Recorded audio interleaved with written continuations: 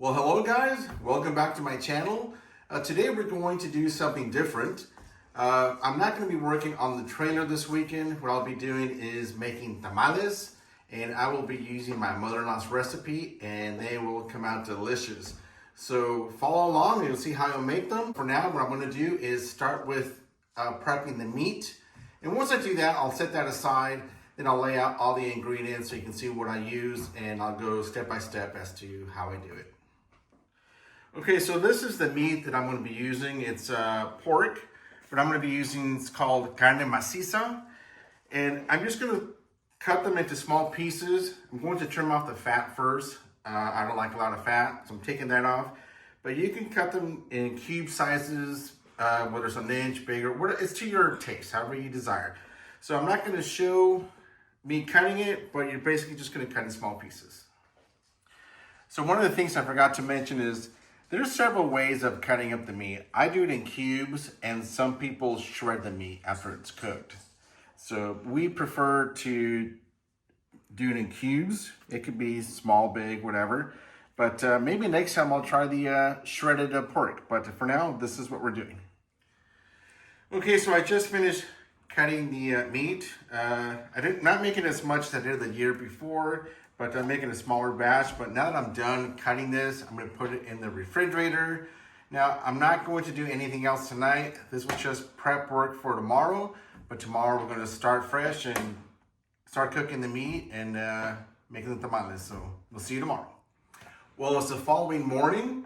So last night I cut the meat and I cut it to size. And this morning I'm going to mix the masa. So there's 9.5 pounds of the pork, and I'm using about 16 pounds of the masa. So once I put it in here, I'm gonna mix it with some other ingredients.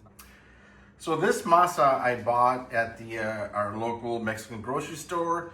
The masa's already prepared, but there are a few things I need to add to it. But the first thing I do is taste it to see if it has enough salt. I already did, and I can tell that it needs a little more salt. So I'm going to add about 1 to 2 tablespoons of salt, and then I'm going to add 2 tablespoons of baking powder. I'm going to add a little bit of water, probably about 1 cup, and mix everything together. You don't want it too runny, so once you mix everything, you just put a little bit on your palm, put your palm upside down. As long as it falls down not too fast but slow, then you know that it's done. So I've already added the salt and the baking powder, and now I'm just going to add some water and I'm going to mix it. I'm only adding a little at a time so I can feel the consistency of the masa.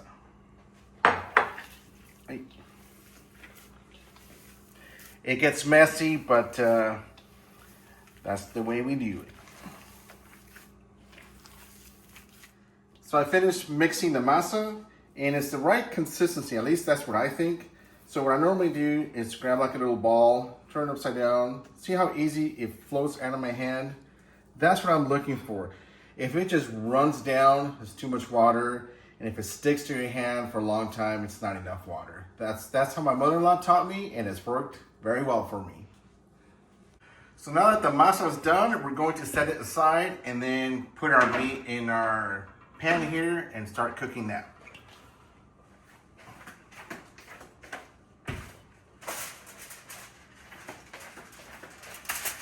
So this is exactly why I cut this last night, because it would have been too much work to do everything this morning.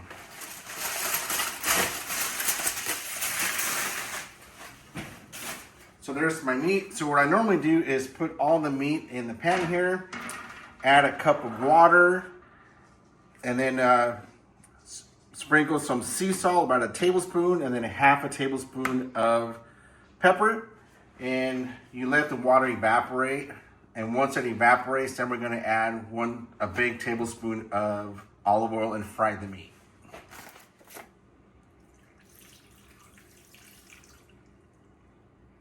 I may add a little more water, but that should be enough.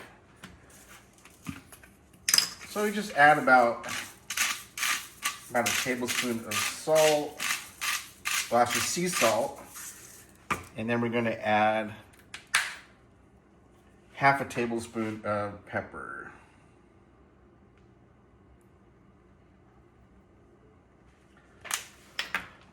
So what I'm going to do now is stir the meat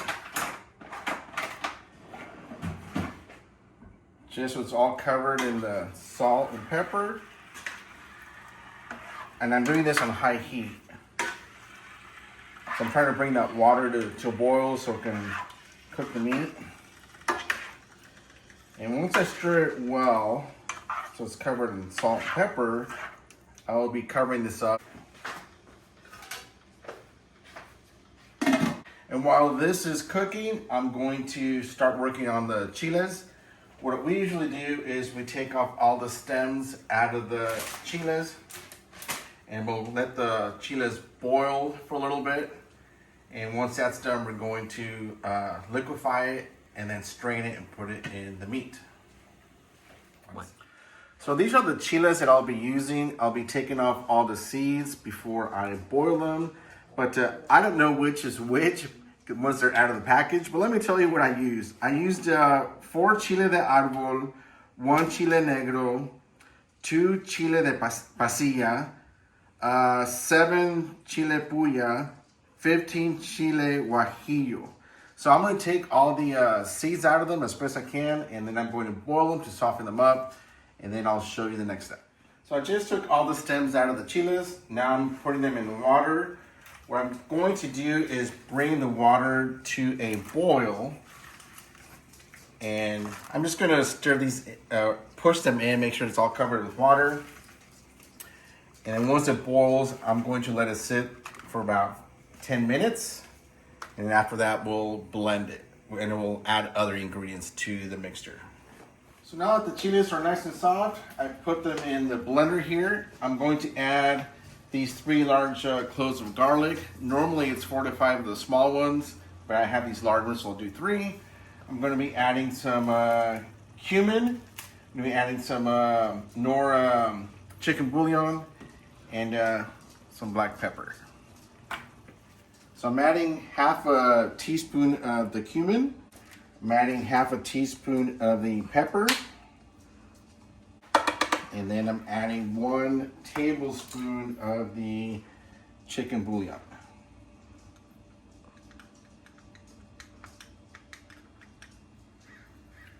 If I can get it out there.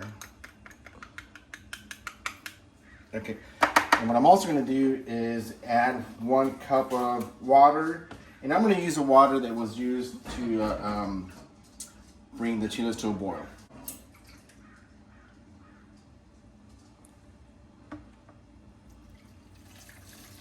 And once you have all the ingredients in there, just turn on the blender and make sure it gets to like a liquid consistency. So now that the water's evaporated, what I'm going to do is add a large tablespoon of olive oil.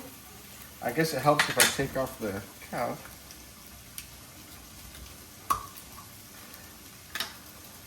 And then the reason for this is we're going to fry the meat.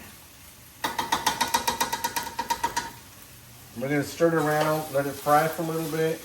And then once we're done with that, we're going to add the chile. And then we'll let it simmer for like another 5 minutes. So now that I've fried the meat a little bit, what we're going to do is add the chile. But we're going to use a strainer to get take out any leftover seeds or any pulp that's left in here.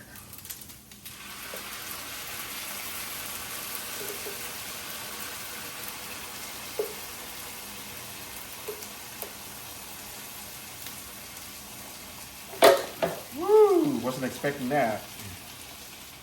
So once I poured all the chile in here, I kind of use the spoon and push it through. And then once it's not going through anymore, I'm going to add some more water to make it a little bit thinner and help push it through as well. So you can still see it's coming through. So let me add some more water. And I'm using the same water that I used to heat up the chiles.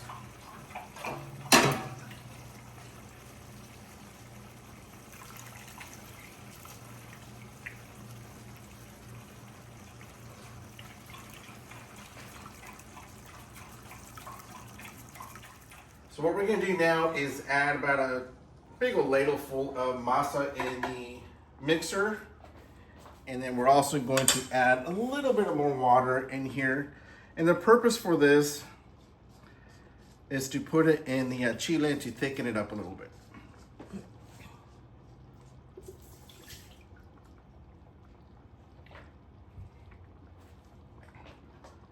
So once I blended the masa with a little bit of water, I poured it in here.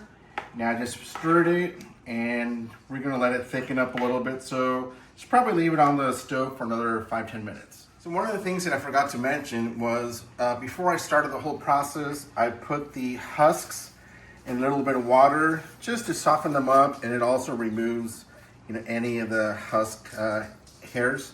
So that's soaking, and then while that's soaking, the meat's almost done. I'm going to fill this pot with water up to this line, and then once it's done, I will put this piece upside down.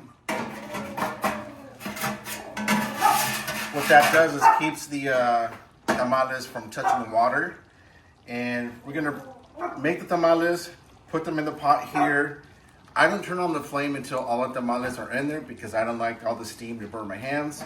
And I'll bring it to boil and cook it for about an hour.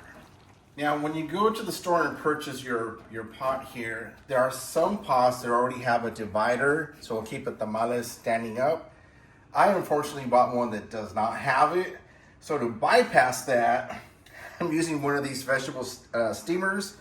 I put that in the center and I open it up. This way it also allows the steam to go through and circulate, and it also keeps the tamales more around the edges. So now that the meat is ready, we're ready to make the tamales. Now on the husk, there's a side that's a little bit smoother, and that's the side that I want facing up. And what we're gonna do is put the masa in here. Now everybody does it different. Some use like a little spreader, some put it down and spread it that way.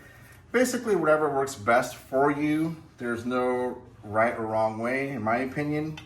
The whole idea is to have fun doing this. We like to spread the masa, and this is my first one right here, but I think I have too much. We prefer to have a little bit of masa and a lot of meat. Just put a little more. So now that that's done there, I'll put my meat in there. Just put it down the center. Like I said, we like a lot of meat. Once that's done, I fold it. And I'm not gonna put it in the pot yet. What I'm going to do is put it on this tray so we can get a whole bunch of them ready. This way it'll make it easier to stack in here. All right, so all the tamales are finally done. I place them in this pot here. What I'm going to do is get a towel and I moisten it and put it on top.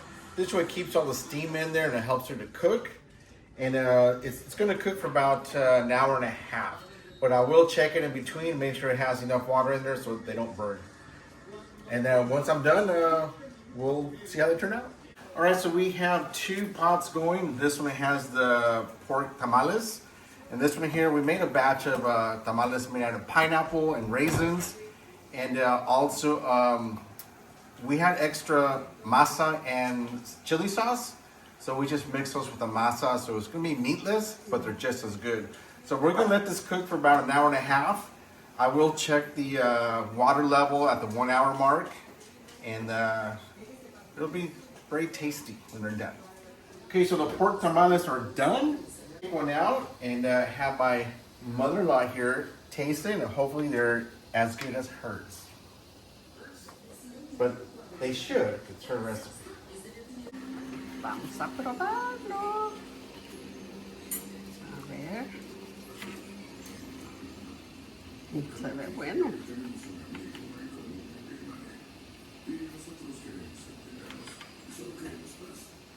All right, it passed the test. Rico. So we just tasted the tamales. They turned out really good. I hope you enjoyed this video, and hopefully you guys can try the same recipe. If you have any questions, please comment, and you guys have a good day. Thank you for watching.